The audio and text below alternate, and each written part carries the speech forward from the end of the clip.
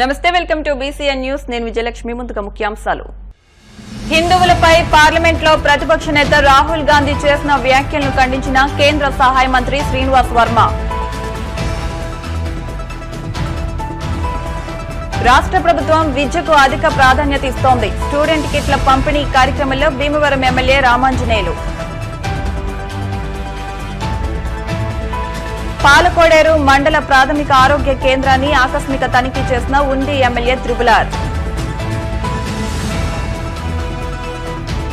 Bhimavaram AVG multiplex వద్ద సందడి చేసిన కల్కి చిత్రంలోని ప్రభాస్ బుజ్జి వాహనం. వేలాదిగా తరలి వచ్చిన అభిమానులు బుజ్జితో సెల్ఫీ దిగి ఆనందం. హిందువులంతా అసత్యమాడుతూ హింసకు పాల్పడుతున్నారని పార్లమెంట్లో విపక్ష నేత రాహుల్ గాంధీ చేసిన వ్యాఖ్యలపై తీవ్ర దుమారం రేగుతోంది. ఈ క్రమంలో పలువురు బీజేపీ నేతలు, ఎంపీలు, కేంద్ర మంత్రులు రాహుల్ గాంధీపై విమర్శలకు దిగారు. శాంతియుత వాతావరణంలో జీవించే హిందువులపై అభ్యంతరకర వ్యాఖ్యలు చేయడం సరికాదంటూ కేంద్ర భారీ పరిశ్రమలు, ఉక్కు శాఖ సహాయ మంత్రి భూపతిరాజు శ్రీనివాస్ వర్మ తీవ్ర ఆగ్రహం వ్యక్తం చేశారు. ఇప్పటికే ప్రజలు 3 సార్లు ఓడించిన విపక్ష నేత రాహుల్ గాంధీలో ఎలాంటి మార్పు రాలేదన్నారు. రాహుల్ వ్యాఖ్యలతో ఆయనలో పరిపక్వత రాలేదని అర్థమవుతోందన్నారు. దేశంలోని హిందువులందరికీ రాహుల్ గాంధీ క్షమాపణలు చెప్పాలని డిమాండ్ చేశారు.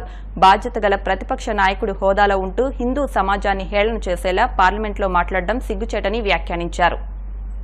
ప్రతిపక్ష నాయకుడు రాహుల్ గాంధీ ఈరోజు లోక్సభలో హిందూ సమాజం పట్ల ఆయన చేసినటువంటి వ్యాఖ్యలు ఏవైతే ఉన్నాయో తీవ్రంగా ఈ దేశంలో హిందువుల యొక్క మనోభావాల్ని దెబ్బతీసాయనేటువంటి విషయంగా మేము భావిస్తూ ఉన్నాం.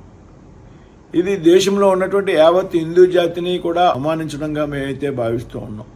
ఒక ప్రతిపక్ష నేతగా బాధ్యతాయుతంగా లోక్సభలో ఉండవలసినటువంటి వ్యక్తికి, ప్రతిపక్ష నేతగా లోక్సభలో మాట్లాడేటప్పుడు కొన్ని సాంప్రదాయాలను పాటించవలసినటువంటి వ్యక్తి వాటితో నిమిత్తం లేకుండా హిందూ జాతి గురించి అవమానపడే విధంగా మాట్లాడడం యావత్ భారతదేశంలో హిందూ లేఖం కూడా ఖండిస్తూ ఉంది. ఇప్పటికే 3 సార్లు కాంగ్రెస్ పార్టీని ప్రజలు ఓడించడం జరిగింది. అయినప్పటికీ కూడా కాంగ్రెస్ పార్టీ నేతగా ఉన్నటువంటి రాహుల్ గాంధీకి ఇంకా పరిపక్వత పూర్తిగా రాలేదనేటువంటి విషయం మనకు అర్థమవుతూ ఉంది. కాబట్టి ఇవాళ దేశంలో ఉన్నటువంటి హిందువులందరికీ కూడా రాహుల్ గాంధీ బహిరంగంగా క్షమాపణ చెప్పాలి. కాంగ్రెస్ పార్టీయే కాదు, ఆయన చేసినటువంటి వ్యాఖ్యలను సమర్థించినటువంటి మిత్రపక్షాలు ఏతున్నాయో వారు కూడా రాహుల్ గాంధీ చేసినటువంటి వ్యాఖ్యల్ని వెనక్కి తీసుకునే విధంగా వారు కూడా ప్రయత్నం చేయాలనేటువంటి విషయాన్ని భారతీయ జనతా పార్టీ చెప్తా ఉంది. ఇదే విధంగా రాబోయేటువంటి రోజుల్లో ప్రతిపక్ష నాయకుడిగా ఉన్నటువంటి రాహుల్ గాంధీ ఎప్పటికైనా సరే సభలో ఏ విధంగా మాట్లాడాలి, సభా సాంప్రదాయాలకు అనుగుణంగా ఏ విధంగా మాట్లాడనేటువంటి విషయం మీద ఒక స్పష్టమైనటువంటి అవగాహనకి రావాల్సినటువంటి అవసరం. రాష్ట్ర ప్రభుత్వం విద్యకు అధిక ప్రాధాన్యత ఇస్తుందని ఎమ్మెల్యే పులపర్తి రామాంజనేయులు అన్నారు. భీమవరం 5వ వార్డులోని బండారు వీర్రాజు మున్సిపల్ ప్రాథమిక పాఠశాలలో విద్యార్థులకు ప్రభుత్వం అందించే కిట్లను పులపర్తి రామాంజనేయులు చేతుల మీదుగా పంపిణీ చేశారు. ఈ సందర్భంగా ఆయన మాట్లాడుతూ విద్యార్థులు ప్రభుత్వం అందించే ప్రోత్సాహకాలను వినియోగించుకుని క్రమశిక్షణతో విద్యను అభ్యసించి ఉన్నత శిఖరాలు చేరుకోవాలని అన్నారు. మున్సిపల్ కమిషనర్ శ్యామల, ఏఎంసీ మాజీ చైర్మన్ కోళ్ల నాగేశ్వరరావు, జనసేన జిల్లా ప్రధాన కార్యదర్శి చనమల్ల చంద్రశేఖర్, ఒబిలిశెట్టి రామకృష్ణ, వార్డు నాయకులు, కార్యకర్తలు పాల్గొన్నారు.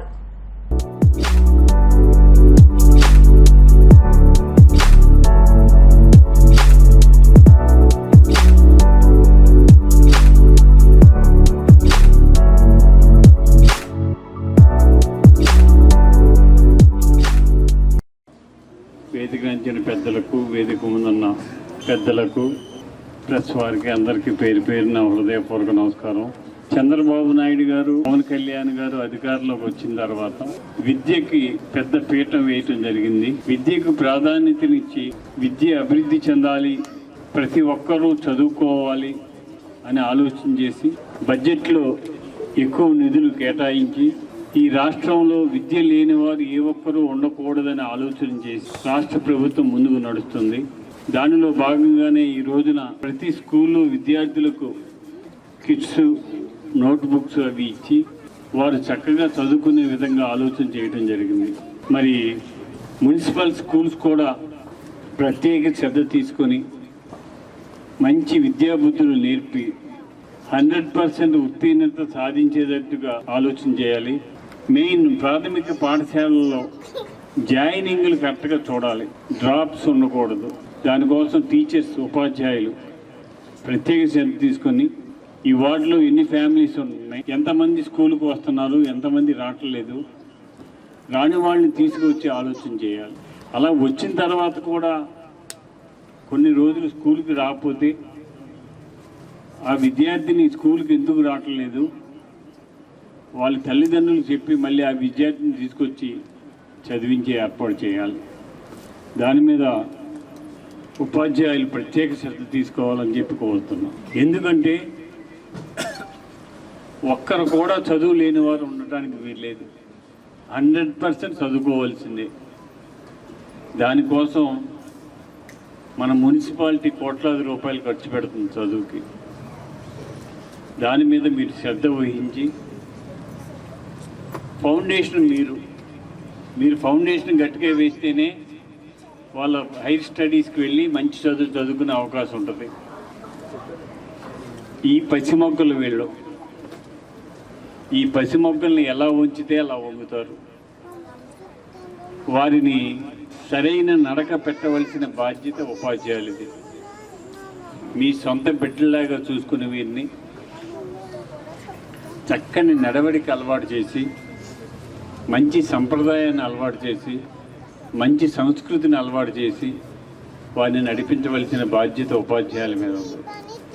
మరి ఈ స్కూల్లో ఈ రోజున కిట్స్, బుక్స్ ఇస్తున్నాం. వారందరికీ నోట్ బుక్స్ అయితే మా లోకల్ నాయకులు ఇస్తున్నారు. అలాగే మీ స్కూల్కి ఏ అవసరం వచ్చినా, ఏ పని వచ్చినా మా దగ్గర రండి. మీ సమస్య పరిష్కరించి మీ బిడ్డల్ని చక్కగా చదువుకునే విధంగా ఏ చిన్న సమస్య ఉన్నా కూడా కమిషనర్ గారి దృష్టికి తీసుకువచ్చినట్లయితే వారు ప్రత్యేక చర్య తీసుకుంటారు. మన భీమవరం నియోజకవర్గంలో విద్య లేని వారు ఉండటానికి వీల్లేదు. గవర్నమెంట్లో స్కూల్స్లో కానీ, మున్సిపాలిటీ స్కూల్స్లో కానీ, ప్రైవేట్ స్కూల్స్లో కానీ చదువుకుని అందరూ విద్యావంతులు అవ్వాలి. దానికోసం మీరందరూ కూడా కృషి చేయండి. అమ్మ ఇచ్చమ్మ గారు, మీకు చెప్పేది ఏంటంటే స్ట్రెంత్ పెరగాలి, ప్రతి ఒక్కరిని చదివించాలి. మీరు పేరెంట్స్ దగ్గరికి వెళ్ళి చిన్న బిడ్డలు ఉంటే వాళ్ళ స్కూల్కి పంపించడానికి అశ్రద్ధ చేస్తే వాళ్ళని ఎడ్యుకేట్ చేసి పిల్లల్ని తీసుకొచ్చి స్కూల్లో జాయిన్ చేసి వాళ్ళందరికీ మంచి విద్యాబుద్ధులు నేర్పాలని ఈరోజు ఈ చక్కని కార్యక్రమం ఏర్పాటు చేసిన ఈ వార్డు పెద్దలకు, హెచ్ఎం గారికి, కమిషనర్ గారికి, విద్యార్థులకి అందరికీ అభినందనలు తెలియజేస్తూ సెలవు తీసుకుంటాం. పశ్చిమ గోదావరి జిల్లా పాలకోడేరు మండల ప్రాథమిక ఆరోగ్య కేంద్రాన్ని ఉండి ఎమ్మెల్యే కనుమూరి రఘురామ కృష్ణంరాజు ఆకస్మిక తనిఖీ చేశారు. హాస్పిటల్లో సదుపాయాల గురించి డాక్టర్లను అడిగి తెలుసుకున్నారు. హాస్పిటల్ పైన అంతస్తులు నిర్మిస్తున్న అదనపు గదులను ఎమ్మెల్యే రఘురామ కృష్ణంరాజు పరిశీలించారు. గత ప్రభుత్వం పనులు చేసిన కాంట్రాక్టర్లకు డబ్బులు ఇవ్వకపోవడంతో ఎక్కడ పనులు అక్కడే నిలిచిపోయాయని స్థానిక టీడీపీ నాయకులు రఘురామ కృష్ణంరాజు దృష్టికి తీసుకొచ్చారు. దీనిపై స్పందించిన రఘురామ కృష్ణంరాజు ఎంత ఎస్టిమేషన్ అవుతుందో తెలియజేస్తే దీనిపై తగు చర్యలను తీసుకుంటానన్నారు. పేద ప్రజలకు మెరుగైన వైద్య సహాయాన్ని అందించాలని హాస్పిటల్ సిబ్బందికి, డాక్టర్స్ కు సూచించారు.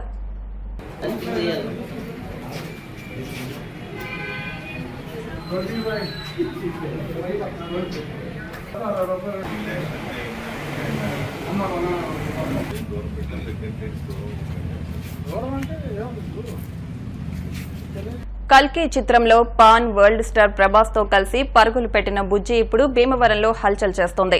కల్కి చిత్రంలో భైరవ ఎంత ఫేమస్సో ఆయనతో కలిసి నటించిన బుజ్జి కూడా అంత పాపులర్ అయింది. విభిన్నమైన ఆకృతిలో ఉన్న బుజ్జి వాహనం ఇప్పుడు భీమవరంలోని ఏవీజీ సినిమాస్ మల్టీప్లెక్స్ వద్ద ప్రదర్శనకుంచారు. ఈ నేపథ్యంలో బుజ్జిని చూసేందుకు అభిమానులు పెద్ద సంఖ్యలో తరలివచ్చి కేరింతలు కొడుతున్నారు. బుజ్జితో సెల్ఫీలు దిగేందుకు జనం ఎగబడుతున్నారు. గంటకు 40 కిలోమీటర్ల వేగంతో దూసుకెళ్లే ఈ బుజ్జి చూపలను విశేషంగా ఆకట్టుకుంటుంది. ఉంటుంది. 3 టైర్లతో సుమారు 6.5 టన్నుల బరువున్న ఈ వాహనంతో పాటు చక్రాలు ఆకర్షణీయంగా ఉన్నాయి. ఇప్పటి వరకు సినిమాలో మాత్రమే చూసిన ఈ బుజ్జి కళ్ల ఎదుటే ఉండటంతో సినీ అభిమానుల ఆనందానికి అవధుల్లేవు. భీమవరం వచ్చిన ఈ బుజ్జిని ఏవీజీ సినిమాస్ మేనేజర్ మధు ప్రారంభించి సందర్శనకు ఉంచారు. సినీ మేకర్స్ మాట్లాడుతూ ఈ వాహనాన్ని మహేంద్ర జయం కంపెనీ వాళ్లు తయారు చేస్తారని, ఈ వాహనం బరువు అధికంగా వెనుక చక్రంపైనే ఉంటుందని, బ్యాటరీ ఫుల్ ఛార్జింగ్ పెడితే 50 కిలోమీటర్ల వరకు నడుస్తుందని తెలిపారు. ప్రభాస్ ఫ్యాన్స్ జిల్లా అధ్యక్షులు ఉండి వాసు మాట్లాడుతూ కల్కి మూవీ విజయోత్సవాల్లో భాగంగా పర్యటిస్తున్న బుజ్జిని ప్రదర్శనకు పెట్టడం ఆనందంగా ఉందని, అభిమానులంతా ప్రభాస్ స్నేహితుడు బుజ్జిని చూసి హర్షం వ్యక్తం చేస్తున్నారని అన్నారు. ఇంతమందిని అందరినీ లోపలికి పంపాలంటే అవ్వదు, ఇక్కడే ఉండండి. అండ్ మధ్యాహ్నం గానీ సాయంత్రం గానీ రోడ్ షో కూడా ఉంది ఇక్కడ నుంచి కాలేజ్ వరకు. దానికి కూడా మీ అందరు కోఆపరేషన్ కావాలి. Thank you so much once again Bhimavaram.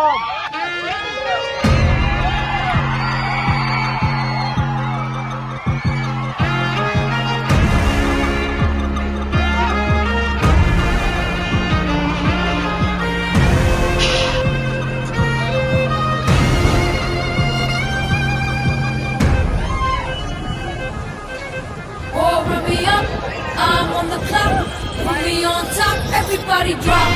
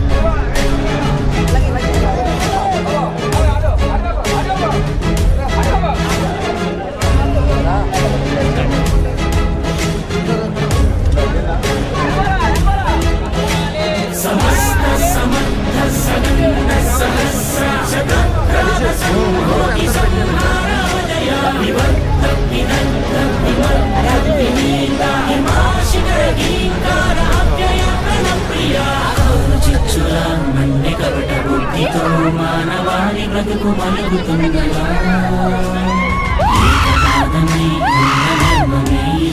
ఇసుక సేతువై కూలుతున్నదా ఆదరణి కన్నీరు తుడిచేందుకు నీరాకనే వేచరా ఆసుర రాజ్యాన్ని అణిచేందుకు సాయాన్ని కోరిందిరా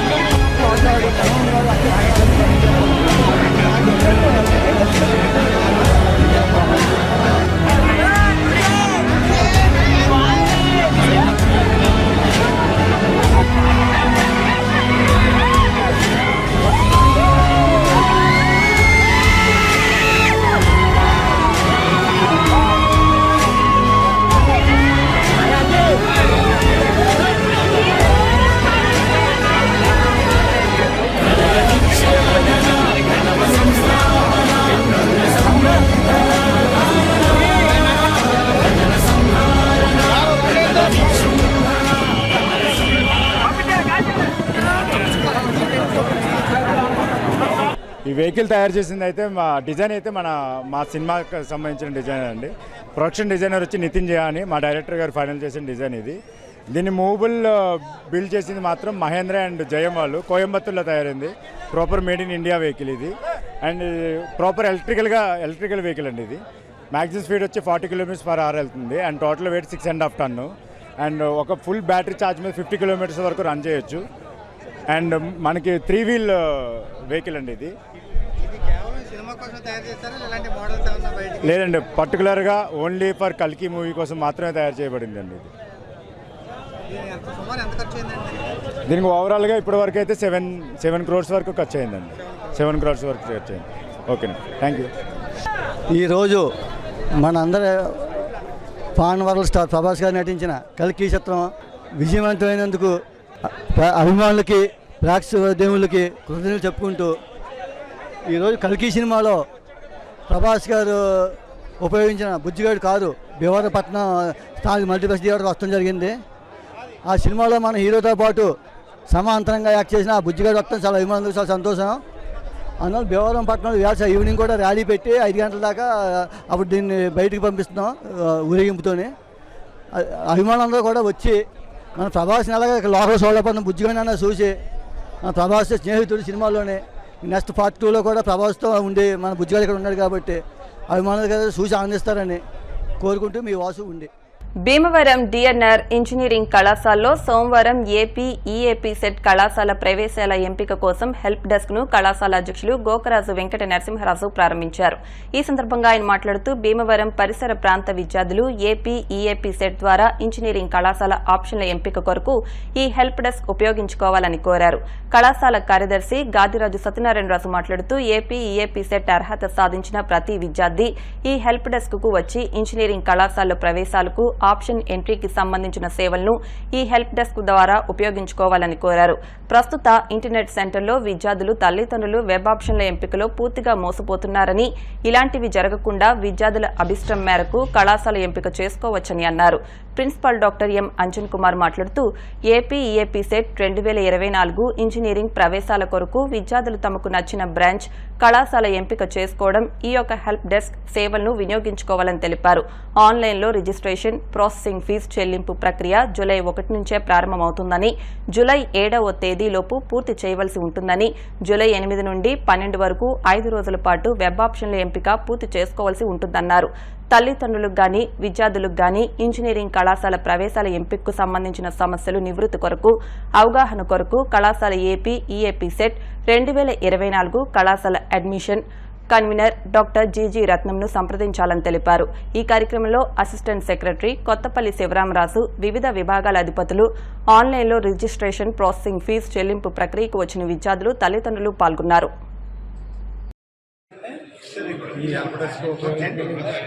మేము అయితే రోజుల నుంచి వచ్చాము. హెల్ప్ డెస్క్ ఉపయోగించుకుని మేము ఆప్షన్ పెట్టుకునే దానికి వచ్చాము. ఇక్కడ హెల్ప్ డెస్క్ని ఉపయోగించుకుని ఆప్షన్స్ పెట్టుకోవడానికి వచ్చాము.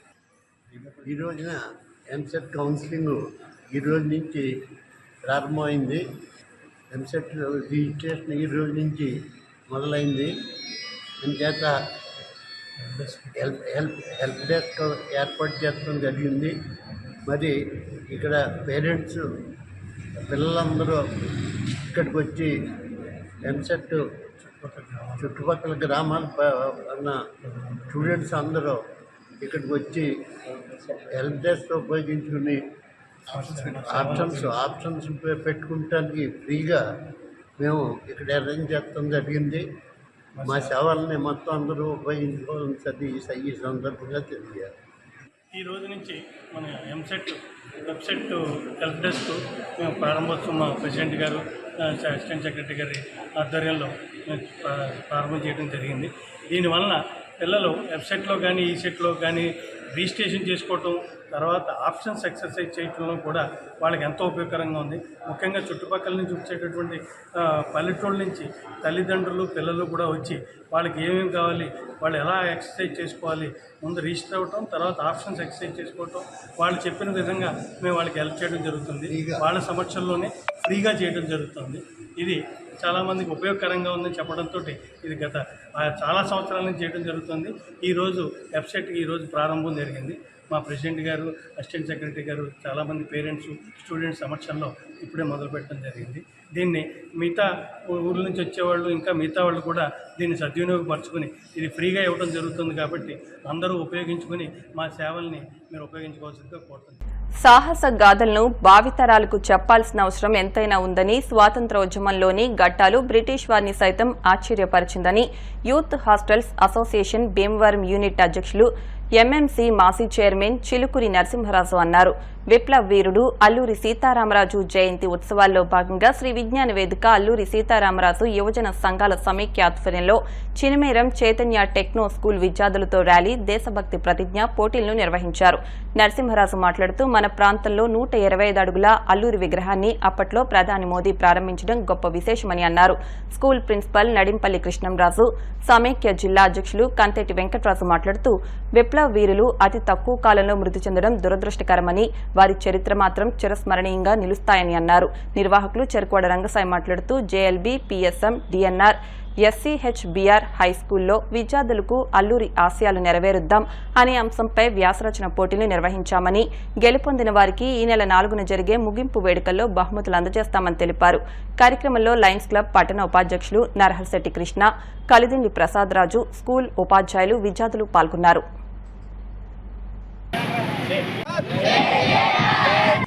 తెలుగు జాతి ఖ్యాతి విప్లవ జ్యోతి శ్రీ అల్లూరి సీతారామరాజు గారి జయంతి ఉత్సవాలు రేపు 4వ తారీఖు జరిగే ఈ కార్యక్రమానికి సంఖ్యలో వచ్చి అల్లూరి సీతారామరాజు యొక్క మంచి చెడు, ఆయన చేసిన కార్యక్రమాలు, స్వతంత్రం గురించి బ్రిటిష్ వారితో పోరాటానికి పిల్లలకి, బాలబాలికలకి అందరికీ కూడా తెలియపరుస్తూ ఒక్కొక్క ఈవెంట్ చేసుకుంటూ 4 రోజులు చేసుకొస్తున్నారు. రేపు 4వ తారీఖు జరిగే ఈ కార్యక్రమానికి 10 ఎత్తున ఇప్పుడు రంగసాయి గారు చెప్పినట్టుగా స్కూల్ పిల్లలకి ఒక లెసన్గా దీన్ని కూడా పెట్టి అన్ని రకాలుగా చేయాలని అందరూ భావించారు.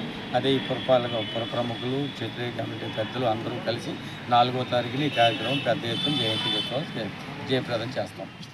అల్లూరి సీతారామరాజు గారి జయంతి ఉత్సవాల్లో శ్రీ చైతన్య ఇంగ్లీష్ స్కూల్ చిన్నమేరం విద్యార్థులను కూడా భాగస్వామ్యం చేయడం మా అందరిలో కూడా ఒక ఉత్సాహాన్ని ఉంటుంది.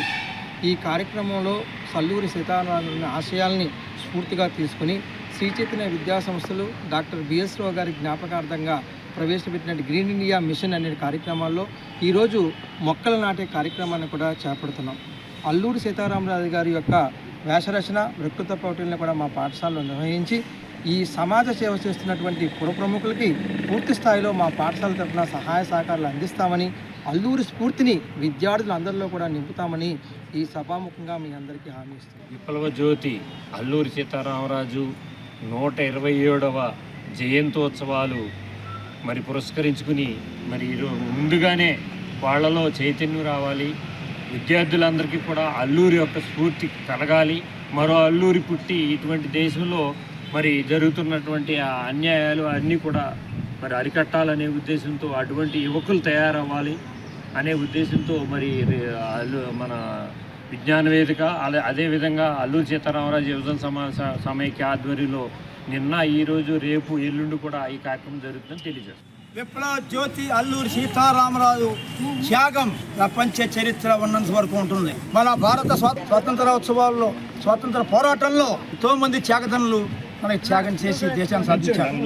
ఆ త్యాగదనుల గురించి విద్యార్థుల్లో ప్రతిరోజు చైతన్యం తేవాలనే కార్యక్రమాలు నిర్వహిస్తున్నాం. బాలికల్లో భవిష్యత్తులో ముందుకొచ్చి బాలికలకు మన జాతి చరిత్ర గురించి చెప్పాల్సిన బాధ్యత అందరి మీద ఉంది. అంచేత ఏదో ఒకరోజు వర్ధంతి, జయంతి చేస్తే కాదు. మేము ఇప్పుడు అల్లూరి సీతారామరాజు 127 జయంతోత్సవాలు పెద్దల సమక్షంలో ఇక్కడ అల్లూరి సీతారామరాజు యువజన సంఘాల సమాఖ్య, ఈ విజ్ఞాన వేదిక, చిలుకూరు నరసింహరాజు గారు ఇలాంటి పెద్దల సహకారంతో వారోత్సవాలు నిర్వహిస్తున్నాం. వీళ్ళందరికీ బాలబాలికలకి అల్లూరి సీతారామరాజు ఆశయాలు నెరవేరుద్దాం అనే అంశం మీద పోటీలు పెట్టాం. 4వ తారీఖున ఇదే పెద్దల చేత బహుమతులు, సర్టిఫికెట్లు అందజేస్తాం. ఇది కార్యక్రమం. పశ్చిమ గోదావరి జిల్లాలో 2 ప్రభుత్వ 16 ప్రైవేట్ ఐటీఐల్లో మిగిలిన సీట్ల భర్తీకి 2వ విడత ప్రకటన జారీ చేసినట్లు జిల్లా ప్రధానాధికారి వేగేశ్న శ్రీనివాసరాజు తెలిపారు. అభ్యర్థులు జూలై 24వ తేదీ సాయంత్రం 5 గంటల్లోపు ITI.gov.in అనే ఆన్లైన్ వెబ్సైట్ ద్వారా ఆన్లైన్లో పోర్టల్లో రిజిస్ట్రేషన్ చేయించుకోవాలన్నారు. అనంతరం ఒరిజినల్ సర్టిఫికెట్స్ పరిశీలన చేయించుకుని రసీదు పొందాలని స్పష్టం చేశారు. కౌన్సిలింగ్ సమయంలో ఆ రసీదు తప్పనిసరిగా చూపించాల్సి ఉంటుందని వివరించారు.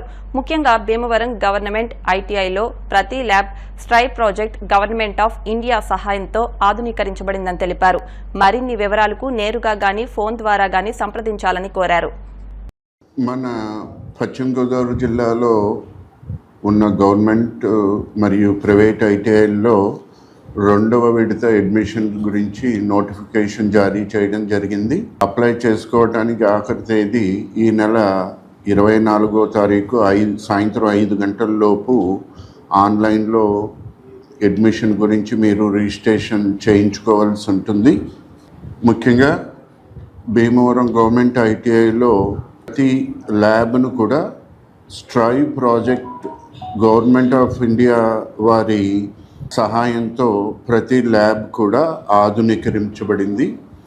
అలాగే ఏదన్నా మిగతా సమాచారం గురించి నేరుగా మా సంస్థకు వచ్చి పేరెంట్స్ కానీ స్టూడెంట్స్ కానీ వచ్చి వారి సందేహాలని నివృత్తి చేసుకోవటానికి మేము సాయం పడతాం.